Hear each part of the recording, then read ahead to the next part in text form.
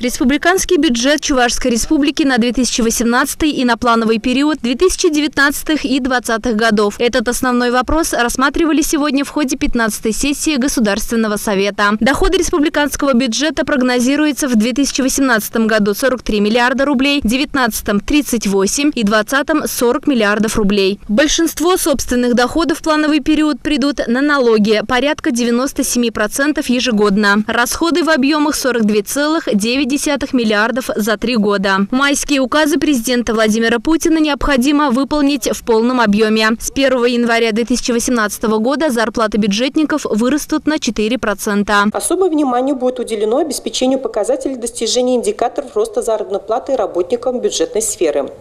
Повышение зарплаты указанным категориям работников бюджетной сферы будет осуществляться поэтапно в соответствии с установленными индикативами и с учетом изменения размера средней зарплаты по экономике. Частично мы распределили по направлениям 800 миллионов рублей.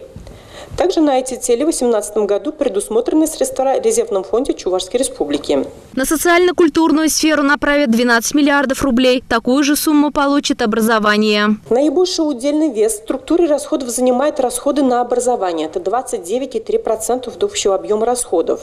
В бюджете на 2018 год на развитие образования предусмотрено 12 миллиардов 568 миллионов рублей, что на 2% больше уровня 2017 года. На строительство объектов образования предлагается направить 1 миллиард рублей. Предусмотрены средства на строительство детских садиков в сумме 63 миллиона рублей. Это в микрорайоне Новый город, город Чебоксары и микрорайон Соляное.